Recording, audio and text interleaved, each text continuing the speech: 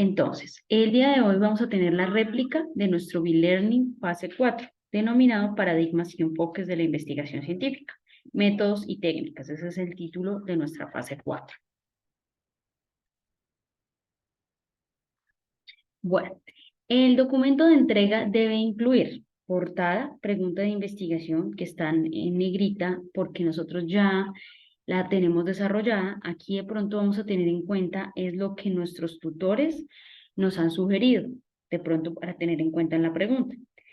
Objetivo general y objetivos específicos y planteamiento del problema. Estos tres ya los hicimos en la fase anterior, pero cada uno de nuestros tutores nos hizo o nos realizó pronto algunas sugerencias a tener en cuenta. Sin embargo, hoy también hablaremos un poquito rápidamente de esas sugerencias en cuanto a la pregunta, en cuanto a los objetivos y el planteamiento del problema. ¿Qué es lo nuevo? El marco teórico, el diseño metodológico, el organizador gráfico y tabla de paradigmas, la justificación, que está articulada con las líneas de investigación de la UNAD, la introducción, que es, ya también la habíamos hecho, pero a esta le agregamos lo referente a lo que se adiciona. Las conclusiones también las ampliamos y las referencias bibliográficas también las ampliamos. Entonces, básicamente, ¿qué debería o qué queda exactamente igual si no hay ninguna de pronto si no hay ninguna sugerencia por parte de los tutores, la pregunta de investigación, los objetivos y el planteamiento del problema? O sea, seguirían igual, a menos de que hayan recibido una sugerencia específica o que ustedes dentro del desarrollo del trabajo se den cuenta pues que deben ajustar algo. ¿Listo? Entonces, eso es lo que se espera para nuestra fase 4. Bueno, vamos a hablar un poco del marco teórico. ¿Qué es el marco teórico? Es la justificación teórica de los principales conceptos a desarrollar. Entonces, cada uno de ustedes ya tiene una temática, ¿sí? Que ustedes eligieron dando respuesta, pues, a una necesidad, una problemática en su territorio, a la cual ya le propusieron, como lo vemos acá, una pregunta de investigación, unos objetivos y un planteamiento del problema. Bajo esa temática vamos a buscar unos teóricos, vamos a redactar un ensayo de 3 párrafos sobre las definiciones de esos conceptos claves a desarrollar en la investigación. Por ejemplo, si yo escogí una problemática relacionada con medio ambiente, yo voy a buscar o voy a hablar de mi temática relacionada con el calentamiento global, el reciclaje, el cuidado del medio ambiente. Bueno, sí, temáticas referentes o conceptos referentes a mi temática. Esos conceptos claves yo voy a buscar autores, voy a buscar de pronto algunas investigaciones para definirlo y colocarlo en 3 párrafos de tipo ensayo. La revisión y organización de los conocimientos teóricos disponibles sobre el tema elegido. Entonces podemos encontrar de pronto algunos autores o encontramos de pronto cómo vamos a organizar esa temática, ¿cierto? Si primero vamos a hablar del calentamiento global, luego vamos a hablar, ¿sí? Ustedes cómo lo van a organizar. La definición de los conceptos claves argumentados desde la teoría. Entonces, ¿cuáles son los conceptos más importantes? Pues porque este marco teórico va a ser concreto, entonces vamos a buscar cuáles son más importantes, vamos a definirlos, de pronto no escoger y copiar de una investigación todo lo que se habló y hacer 20 hojas, no, estamos diciendo 3 párrafos bien redactados, tipo ensayo hecho con sus palabras y bien citados, ¿listo? Entonces no es, digamos, tomar el concepto de alguna página o un referente, sino leer y poder definirlo y citarlo. En ciencias, las teorías están en permanente reelaboración. Entonces vemos que tal vez a medida que va pasando el tiempo, pues esos conceptos cambian, ¿sí? Entonces la idea también es buscar referentes un poco más nuevos. Se dice o se sugiere que no sean mayores al 2010. La idea es que lo elaboremos en forma de ensayo, en tercera persona del plural y el singular. Entonces vamos a hablar siempre en tercera persona. Se realiza, se espera, se encuentra. Este concepto se puede definir como. Y los textos deben referenciar en lo posible publicaciones recientes, como les decía, no mayores al 2010. Entonces, estos son como los aspectos a tener en cuenta en el marco teórico. Entonces, vamos a buscar autores, vamos a buscar investigaciones donde exista pues un soporte teórico de las temáticas que yo voy a elegir. aquí hay un ejemplo pues, de cómo elaborar un marco teórico. Entonces, entre los autores del neopositivismo que reflexionan sobre el Estado y el derecho. Entonces, esta persona, esos son los temas que él tiene y busco estos tres autores. Entre los autores del realismo jurídico, busco estos autores. Argumentación jurídica, busco estos otros. Y neoconstitucionalismo, busco estos otros. Entonces, digamos que esos son los cuatro temas o subtemas de su tema general. Y encontró varios autores de los que va a hablar en manera de ensayo cuáles son las definiciones que ellos proponen. Entonces, es como lo primero que debemos hacer. ¿En qué se divide nuestro tema? Yo les decía, calentamiento global, cuidado del medio ambiente, reciclaje, no tala de árboles, bueno, no sé. Y de esos vamos a buscar qué autores o qué investigaciones se han realizado sobre esos temas. Y vamos a construir el ensayo después de tener esas investigaciones. Vamos a leer, vamos a hacer nuestro ensayo de 3 párrafos, hilando bien esas palabras, algo muy similar a lo que hicimos en el estado del arte. Bueno, vamos a tener en cuenta acá el investigador y su entorno. ¿Sí? Entonces, ¿qué es eso del paradigma?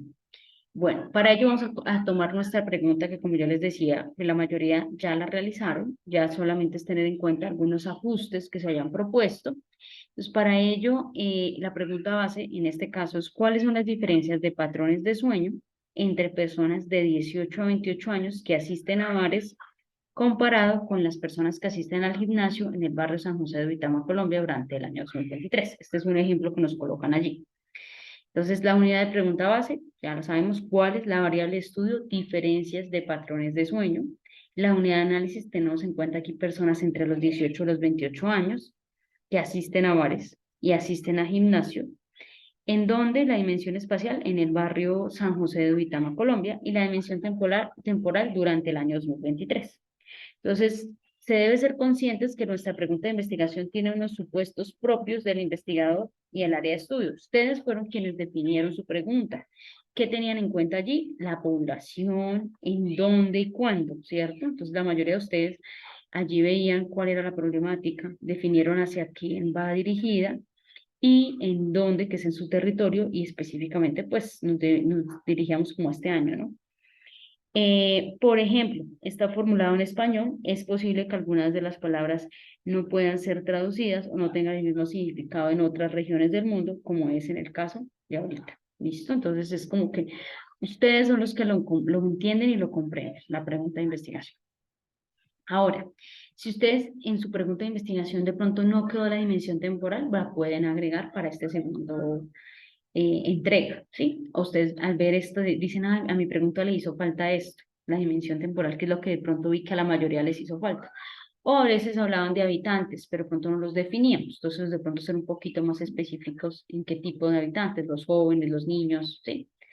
O en este caso hablaron muy específicamente de personas de 18 a 28 años. Entonces, eso ustedes todavía lo pueden arreglar, ¿sí? No hay ningún problema.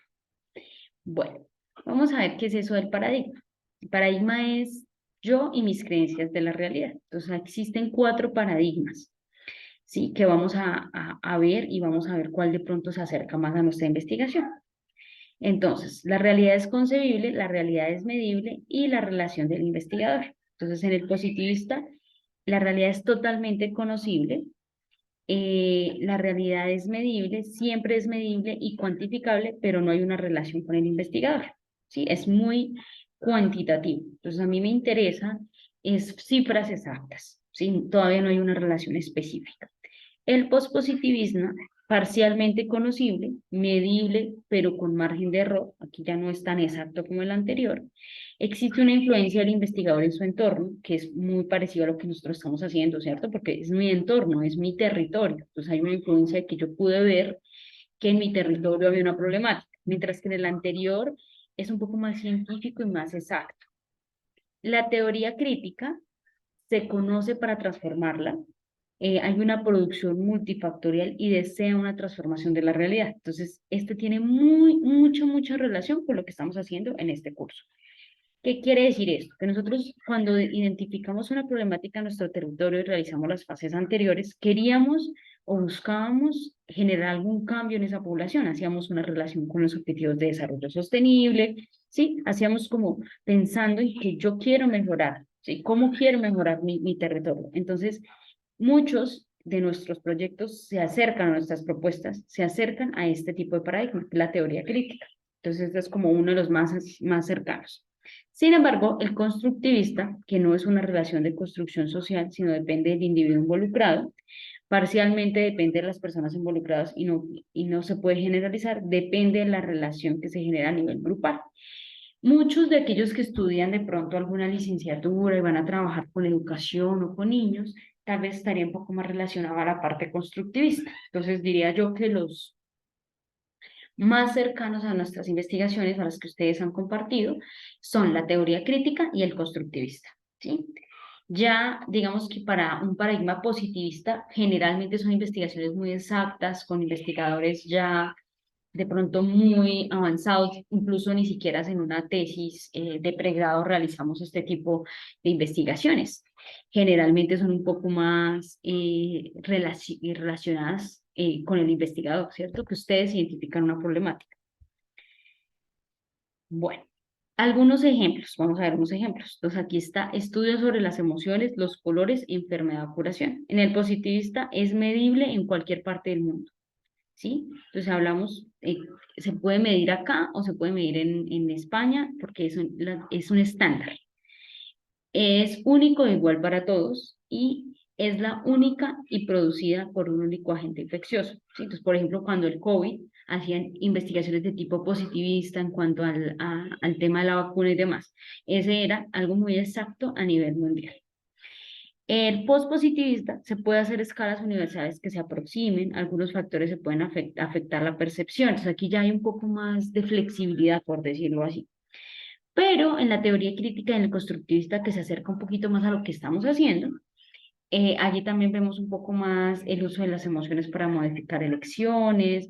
Los colores son un símbolo de transformación social, por ejemplo, acá poniendo el ejemplo que tienen ellos, los médicos tradicionales tienen un conocimiento de la realidad diferente a la medicina alopática, ¿sí? Es como que este va dependiendo mucho de lo que yo quiero investigar. No es tan exacto como los anteriores, sino que depende mucho de mi población, de mi territorio, ¿sí? Es un poco muchísimo más flexible y tiene mucha más relación con el investigador. Las expresiones, por ejemplo, en constructivista, las expresiones de amor son locales y generacionales. Cada color una representación temporal y depende de cada cultura. Hay enfermedades que se construyen en determinados contextos, ¿sí?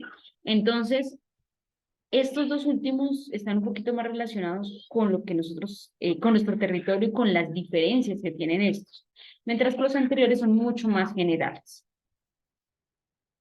Listo. ¿Cómo se comporta mi variable o las variables? Entonces, recordamos que las variables en este caso eran las diferencias de patrones de sueño.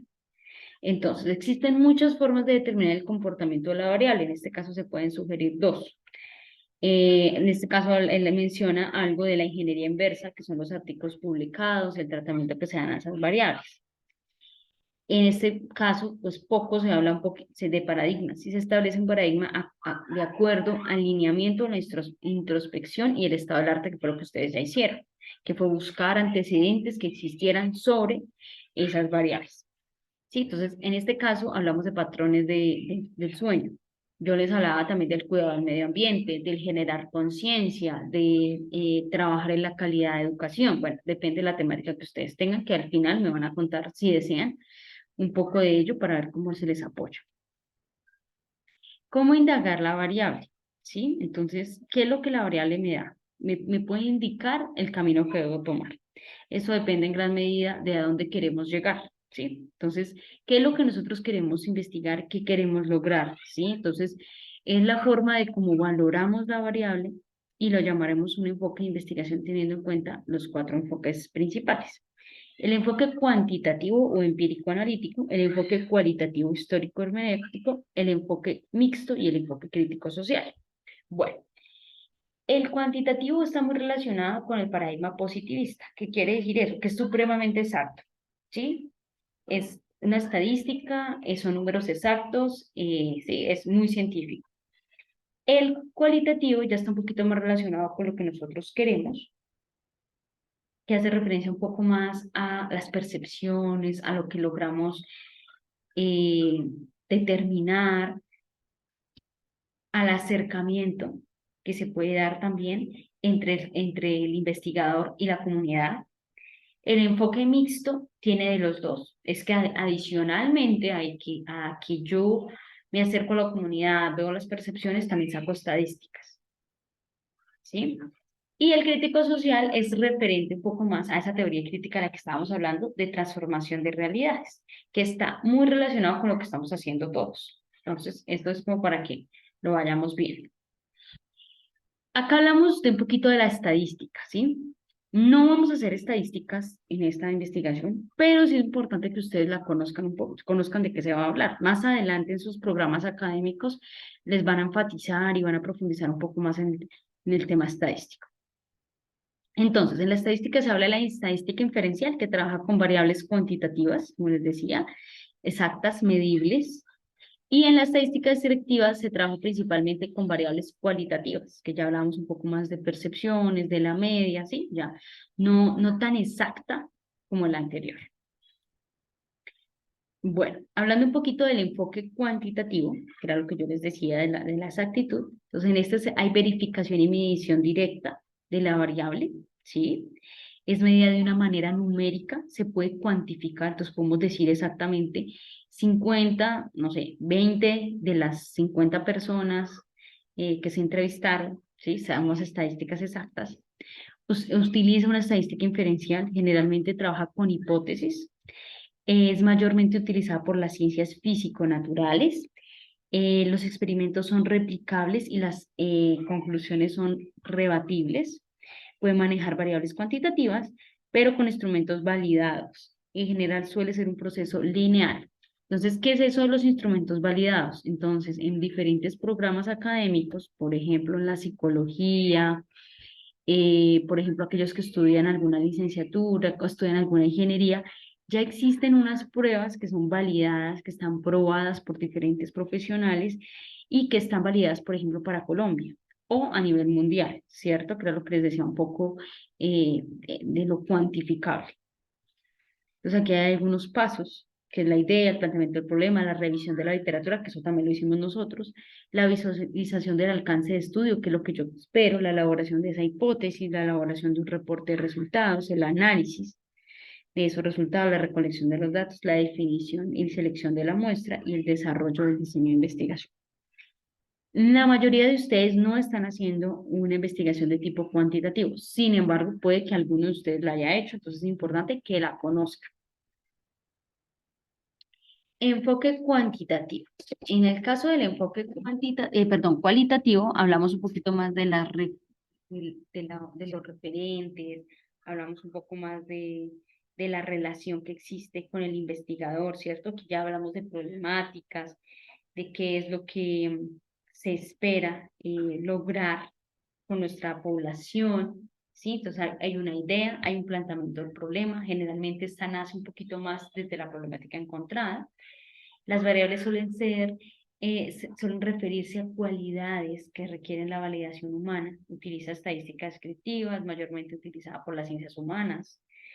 Las integraciones suelen ser locales e interpretativas. Entonces hablamos un poquito de que ya indagamos más en nuestra zona, que es lo que ustedes de pronto hacían con su comunidad, con sus líderes. En general suele ser un proceso dinámico de reiteración. Entonces, esta tiene mucho más que ver con lo que nosotros estamos haciendo.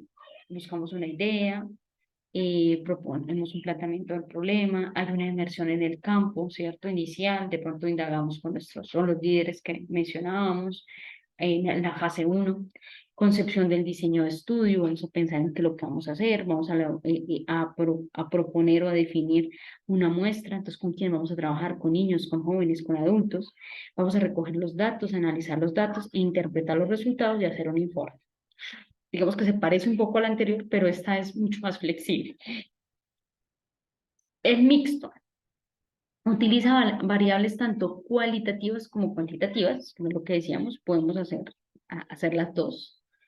Podemos hacer unas estadísticas medibles, pero también podemos ver las percepciones de la comunidad.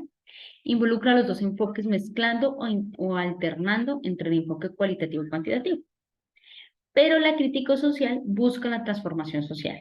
Y eso tiene mucho que ver con lo que estamos haciendo. Incentiva la conciencia reflexiva del investigador y los investigados, ¿cierto? Entonces buscamos siempre como generar conciencia de cuál es el medio ambiente. Por eso está muy relacionada el crítico social con los objetivos de desarrollo sostenible, que era lo que leíamos y lo que revisábamos en las primeras fases. Involucra los dos enfoques y el análisis de interpretación de los datos, ¿sí? Entonces en esta sí podemos tener en cuenta tanto lo cuantitativo como lo cualitativo, pero como lo hemos venido viendo, casi que son más comunes lo cualitativo. Entonces generalmente es eh, un paradigma de teoría crítica, de enfoque crítico social, donde puede haber de tipo cualitativo. Eso podemos colocarlo en la metodología, eso que acabo de mencionar. Bueno, esto es lo que les decía de la dimensión temporal. Algunos en sus preguntas no colocaron la dimensión temporal, todavía lo podemos hacer. Entonces aquí vamos a hablar de durante el año 2023. ¿Por qué es importante la dimensión temporal? Porque es el tiempo en el que yo voy a hacer mi estudio.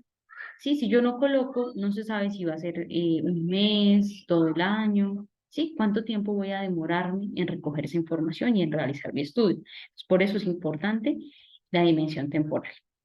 En cuanto a la dimensión espacial, hablamos un poco de la secuencia temporal. Entonces, los datos son generados con un solo periodo, ¿sí? Con un tiempo concreto, o sea, sí, cuántas veces vamos a aplicar encuestas, cuántas veces vamos a acercarnos a la comunidad. Entonces, eso es importante conocerlo porque más adelante vamos a realizar un cronograma de actividades donde yo tengo que proponer a futuro, ¿sí? Esto es todo muy proyectivo porque pues todavía no, ustedes están en tercer semestre, todavía, bueno, los primeros semestres, todavía no van a aplicar una investigación, pero es importante que tengan como su primer acercamiento y conozcan cómo hacerlo. Entonces, al proponer de manera proyectiva un cronograma de actividades, pues deben pensarse en que me va a gastar un semestre o 2 semestres haciendo mi tesis. ¿Y qué voy a hacer? Voy a aplicar una encuesta pre, una encuesta post, voy a aplicar algunos talleres, ¿sí? De tipo cualitativo, o si deseo trabajar desde lo cuantitativo, ya tengo unos test validados y demás.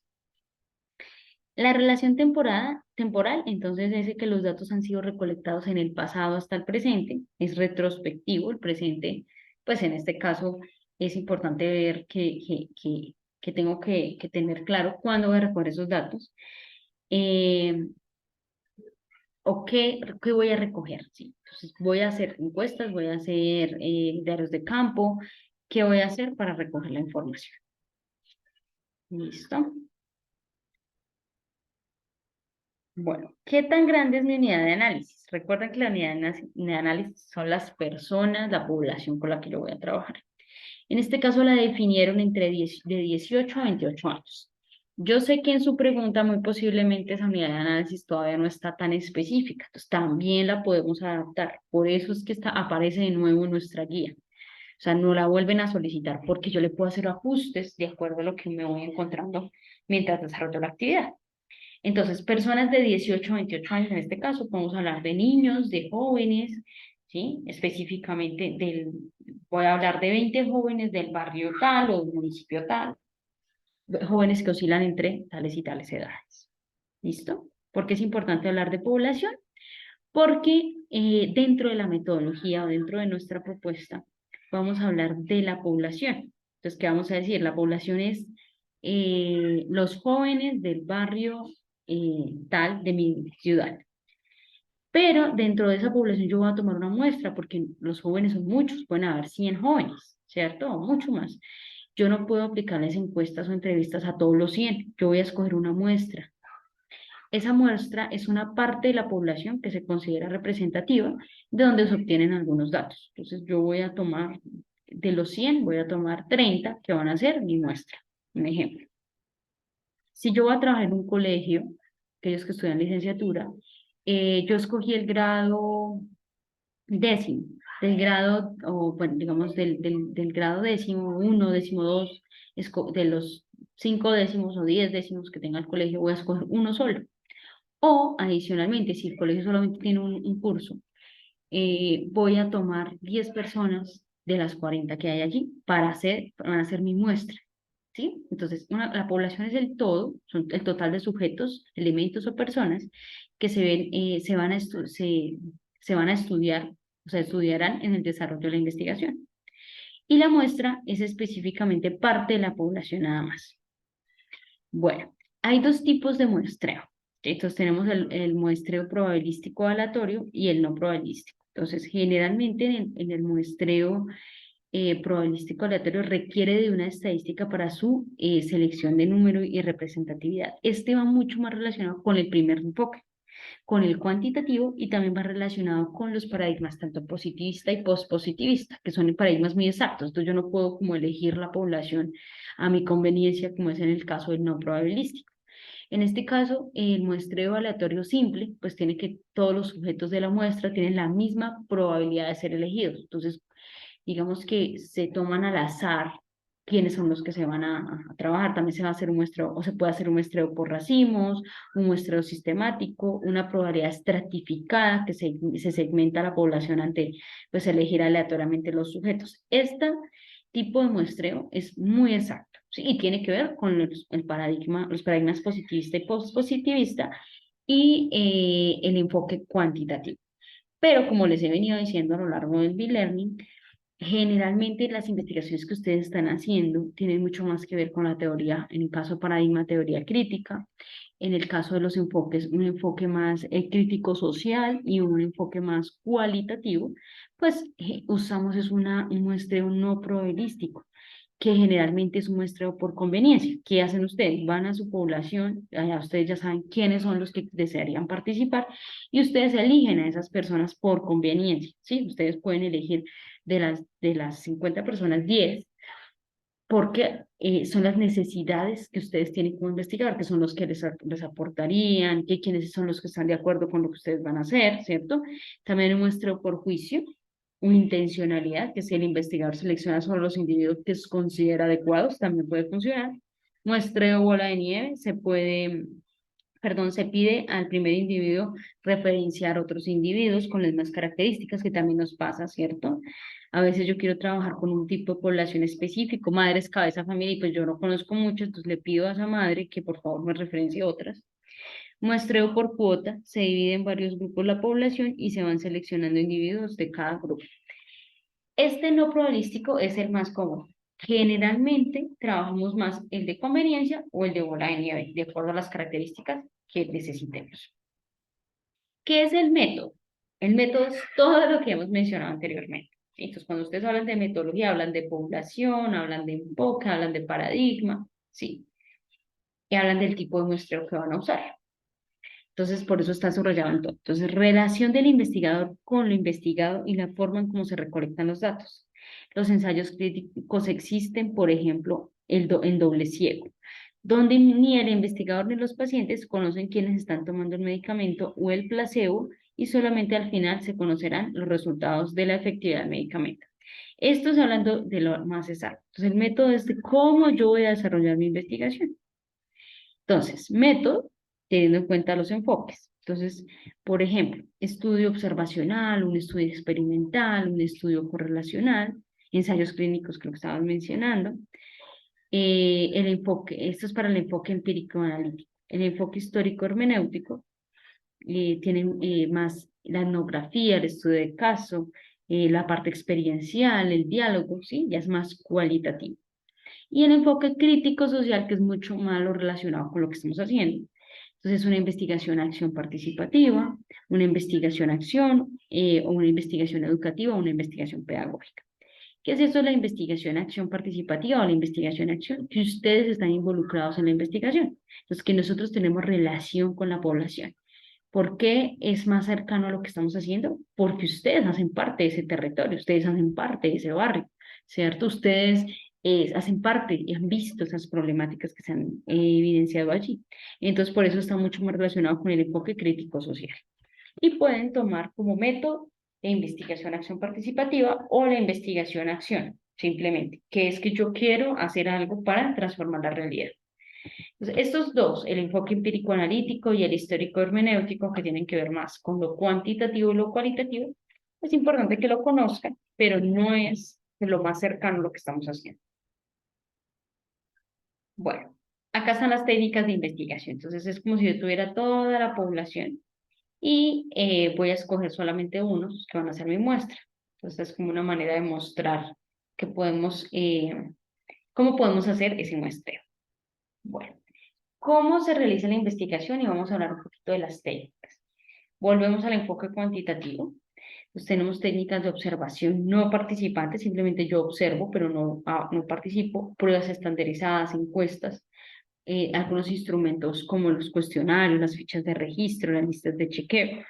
Mientras que en el enfoque cualitativo, nuestras técnicas son más de observación participante, historia de vida, grupos de discusión o grupos vocales, entrevistas, relatos, ya es un poquito más flexible, grabaciones, cuadernos de notas, diarios de campo, etcétera. Bueno, eso que mencioné anteriormente hace referencia a la metodología. Ahora, en nuestra guía nos solicitan realizar un organizador gráfico. Entonces, en este organizador gráfico vamos a colocar el paradigma y el enfoque en concordancia al problema de investigación que nosotros tenemos. Entonces, ya vimos anteriormente cuántos paradigmas existen, cuántos enfoques, y ya les he dado como un tip de los que están más cerca a lo que ustedes están haciendo. Entonces, tengan en cuenta las siguientes preguntas. Entonces, ¿cómo? Teniendo en cuenta la elección del paradigma y el enfoque de investigación. Entonces, ¿cómo lo voy a hacer? ¿Sí? Entonces, con un enfoque crítico social, perdón, con un paradigma de teoría crítica en un enfoque crítico social podría ser. ¿Por qué? ¿Cómo las características del paradigma y el enfoque aportan a la solución? Entonces ustedes dicen, bueno, en estos paradigmas, como ya lo mencionamos, se busca transformar realidades. Yo busco, bueno, se busca, porque no vamos a hablar en primera persona, sino en tercera persona, se busca generar conciencia en la población para mitigar la problemática que ustedes estén estudiando. ¿Y para qué? Entonces, ¿cuáles son los beneficios a alcanzar? ¿Listo? Entonces, teniendo en cuenta todo lo que yo mencioné anteriormente, ustedes van a poder realizar ese organizador gráfico, definiendo cuál va a ser su enfoque y cuál va a ser su paradigma, que ya digamos que básicamente les he dado varios tips. Adicionalmente, tenemos que hacer esta tablita que está en el anexo 4 de paradigmas y enfoques de investigación, y vamos a registrar la problemática identificada en la fase 2, que ustedes ya la tienen, y la vamos a ubicar dentro del paradigma y el enfoque que mejor se adapte. Yo ya les dije más o menos cuáles se adaptan más, pero puede que de ustedes no sea lo que yo estoy diciendo, sino sea muy exacto y sea de un paradigma positivista, puede pasar. Em, por ejemplo, se presenta el paradigma de la teoría crítica como ejemplo, allí está. Y tener en cuenta en la actividad puede seleccionar cualquier paradigma de la unidad, que son los que acabamos de ver.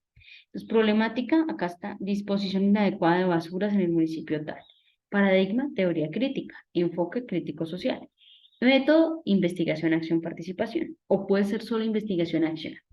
Definición del método. Entonces, la investigación en ambientes de tipo comunitario, ¿sí? Entonces, ¿qué es eso de la investigación, acción, participación? La voy a definir. Características del método. Entonces, selección de una comunidad, revisión y evaluación de la información, ¿sí? ¿Qué características tiene este? ¿Y qué técnicas usa? El árbol de problemas, el árbol de objetivo, la matriz de marco lógico. Esto lo voy a investigar. No solamente lo puedo investigar fuera, sino que ustedes también dentro del curso van a encontrar información sobre los paradigmas. Si el de ustedes no hace referencia a este. Este es un ejemplo, pero puede que ustedes van a trabajar estadísticamente o en educación, varios que están haciendo en educación. Entonces, pues tal vez su teoría o su paradigma es más bien cualitativo, perdón, su paradigma hace referencia un poco al constructivista y al enfoque cualitativo, y su método, pues ya puede ser un método descriptivo. ¿Sí? Eso depende de lo que ustedes vayan a realizar. Listo. Acá va a aparecer la justificación. En esta fase nos piden la justificación. Entonces, se debe redactar una justificación clara y con argumentos sólidos. Se dejan las siguientes preguntas orientadoras para elaborar la justificación. Se sugiere hacerlo en 4 párrafos. Entonces, ¿por qué es importante resolver el problema que ustedes ya encontraron? ¿Para qué fines le servirá a la comunidad o a la población de estudio los resultados que se puedan obtener? ¿Qué tanta relación existe entre la problemática a resolver y su perfil de formación profesional? Que eso era algo muy importante que ustedes tienen que ir viendo. que era un poco difícil porque decían, yo estudio matemáticas, pero la problemática que yo encuentro está relacionada con el manejo de las basuras. Es como desde mi perfil profesional voy a relacionar esa problemática y la relación con las líneas de investigación. ¿Listo? ¿Dónde vamos a encontrar las líneas de investigación? Y la página de la UNAD pueden ingresar y revisar las líneas de investigación, de acuerdo también a la carrera que ustedes estudian. Planteamiento del problema. Entonces van a tomar allí la descripción del problema principal y la descripción de los problemas secundarios. Que les decía, ustedes ya lo hicieron. Sin embargo, si necesitan ajustarlo, ahí está la posibilidad de ajustarlo. Y la justificación describe la importancia, los beneficios y se fundamenta de pronto en algún soporte teórico. Entonces, el por qué o el para qué, yo voy a el por qué y el para qué voy a hacer esta investigación. Bueno, vamos a hacer el desarrollo del plan para la ejecución de la investigación. Entonces, en esta fase se describen las acciones a llevar a cabo. Listo, entonces, aquí aparece el cronograma de actividades. Resulta que yo les había dicho que por eso era importante colocar la unidad temporal, porque ¿cuánto tiempo me va a gastar haciendo esa investigación? Entonces, si yo voy a trabajar en el 2023, ¿qué espero hacer o qué tipo de actividades voy a hacer? Entonces, me voy a acercar a la población, a hacer un diagnóstico. ¿Cuándo va a ser? ¿Cuándo terminaría? ¿Cuántos días? Aplicaré una encuesta, aplicaré una entrevista, aplicaré algunos talleres, ¿sí? ¿Qué voy a realizar? Y colocamos las fechas. Eso es algo proyectivo. Resultados esperados o indicadores del logro, de alcance de los objetivos. Entonces, generalmente acá hablamos de que yo propuse unos objetivos y pues qué es lo que yo espero alcanzar. Entonces, los resultados esperados deben ser coherentes con los objetivos específicos y con el objetivo general. Deben ser concretos, tangibles, medibles, verificables.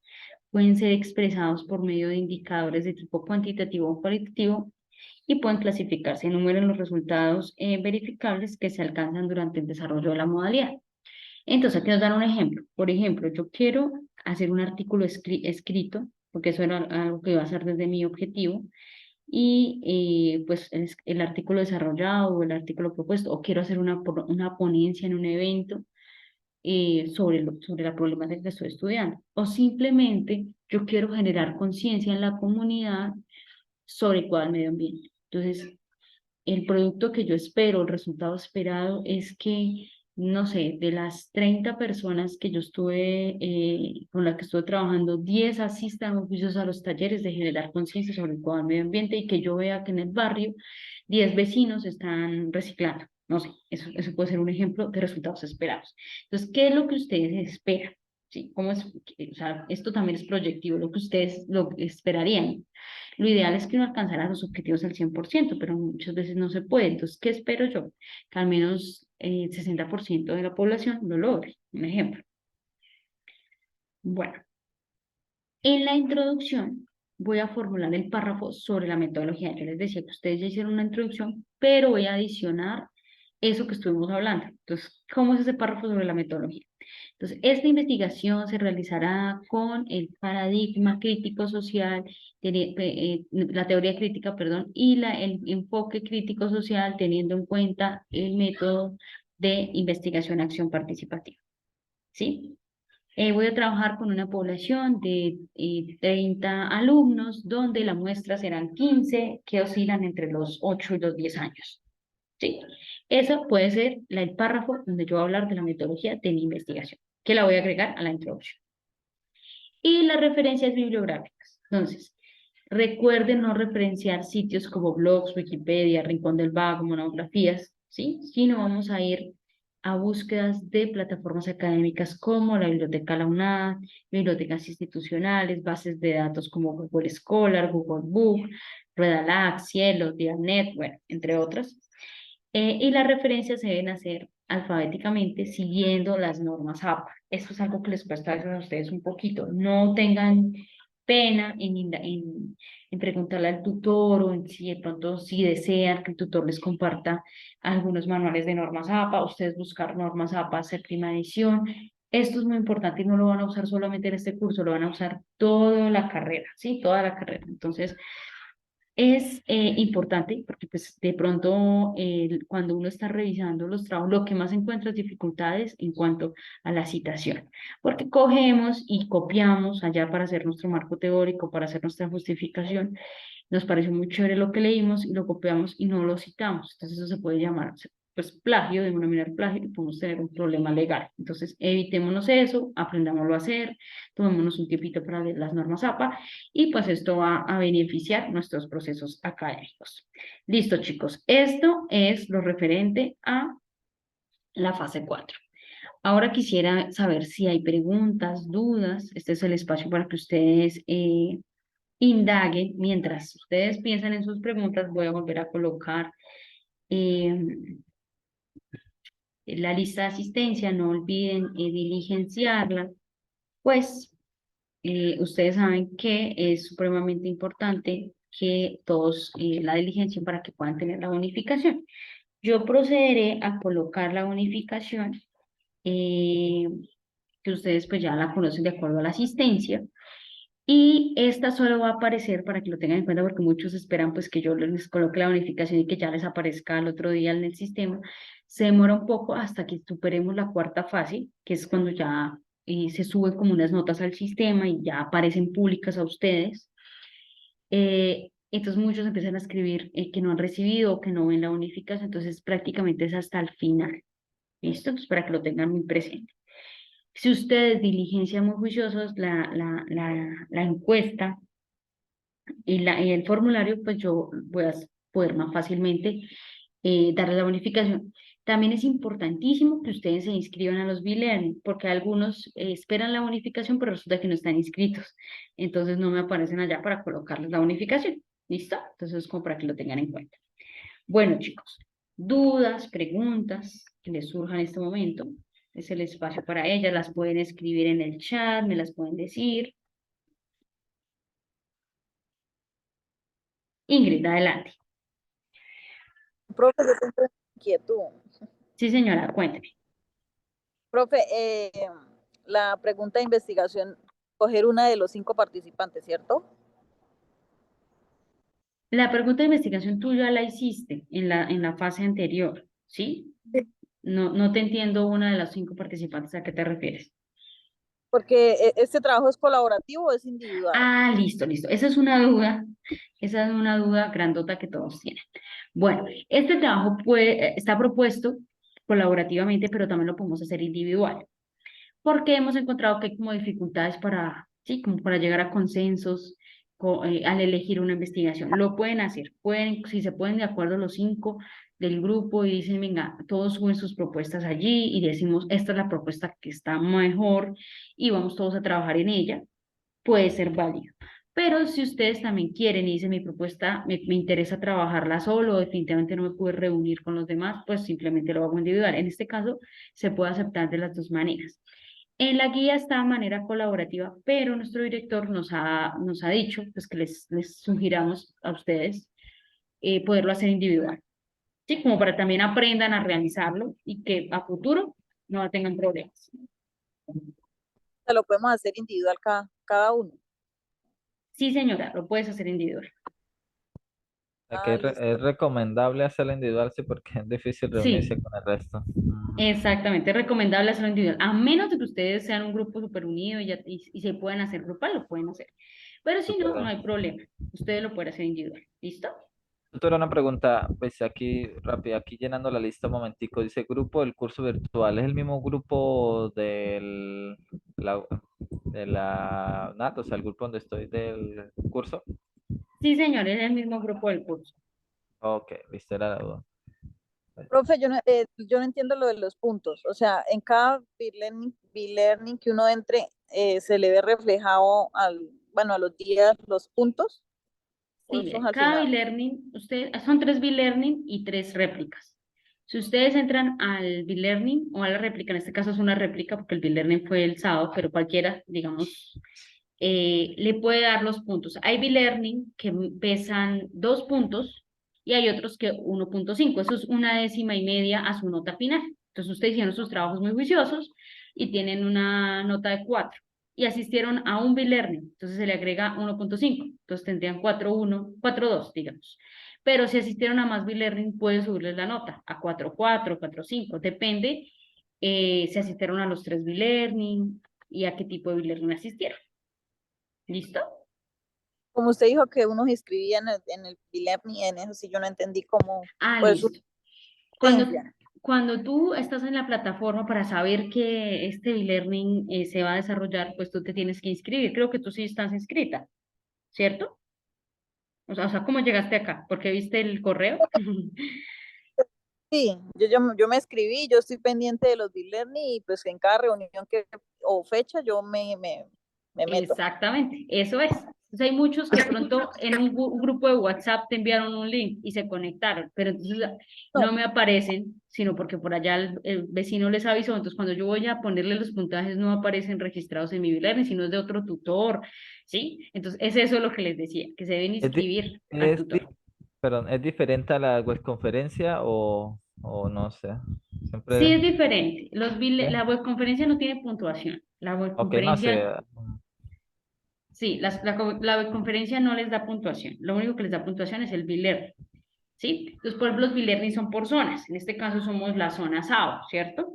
Entonces, a veces aparecen estudiantes de Bogotá, a veces aparecen estudiantes de Boyacá, ¿sí? De otras zonas. Entonces, cada tutor tiene asignada una zona. Entonces, por eso se deben inscribir. A menos, porque ha pasado, ¿no? A menos que yo de pronto tengo en mi curso, en mi grupo, en mis grupos estudiantes de Boyacá y ellos se escriben a mis B-Learning, pues yo les puedo poner la puntuación. Pero lo ideal es que pues cada uno asista a su zona. Ustedes creo que lo han hecho bien, si no es como para tenerlo en cuenta, porque a veces simplemente cogen el link y se lo envían a los compañeros por allá, por WhatsApp. ¿Listo? Pero creo que ustedes no han tenido ese problema, ¿cierto? Por ahora no. Eso, entonces no se preocupen por eso. Bueno, preguntas sobre la fase, porque me han hecho preguntas más como relacionadas a los B-Learning, de los paradigmas, dudas o todo clarísimo. Pues en mi parte, o digamos, un 60% digamos, claro. O sea, es solo que toca leer. O sea, siempre he dicho, bueno, si quiere entender algo es solo, o sea, solo indagar, tener, hemos dicho, una gramática, estar enfocado en el tema que usted haya a trabajar, o sea, en la propuesta, o sea, la propuesta que uno tiene. Y ponerse a pensar ahora sí, sentarse, bueno, nunca he hecho esto, bueno, cómo hacer este trabajo con la comunidad o cómo, porque llega en un momento en de que, bueno, me pongan a, o sea, yo a veces trabajo con temas de la comunidad, uno que otro proyecto y esas cosas, entonces a veces me sirve una pena pensar, digamos, obviamente individualmente, sino con los que yo trabajo. Sí, muy bien, Daniel, exactamente, es eso. La sugerencia que les doy para que pues, no se compliquen mucho es lo que les decía durante todo el B-Learning y es que estamos mucho más desde lo cualitativo y desde lo crítico social porque estamos trabajando con comunidad. Entonces, a veces encontramos trabajos donde no hay coherencia y colocamos el paradigma positivista porque fue el primero que encontré y me pareció chévere, pero resulta que no es coherente con lo que yo estoy haciendo. Entonces, por eso les insistía mucho en eso. ¿Listo? Entonces, también el e-learning quedó grabado, yo se los voy a compartir por correo y para que ustedes pues como que aclaren dudas o vuelvan y lo revisen a ver qué fue lo que dijo ahí la profesora y eso. ¿Listo? No sé si alguno otro tiene dudas,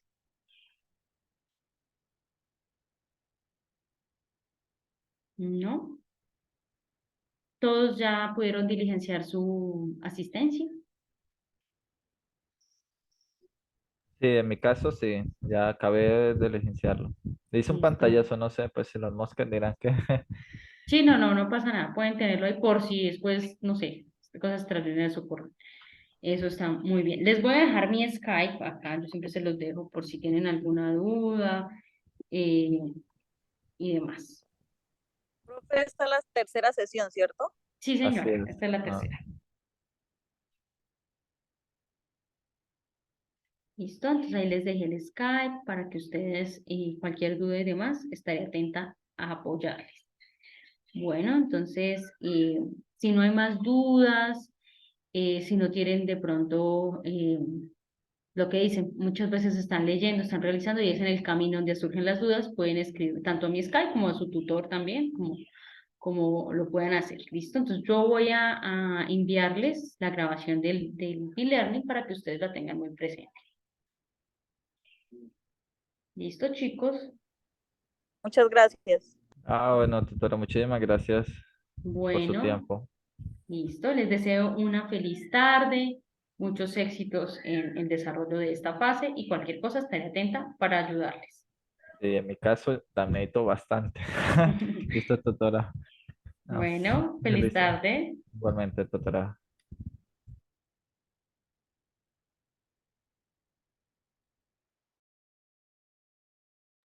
Vale, Javier, feliz tarde.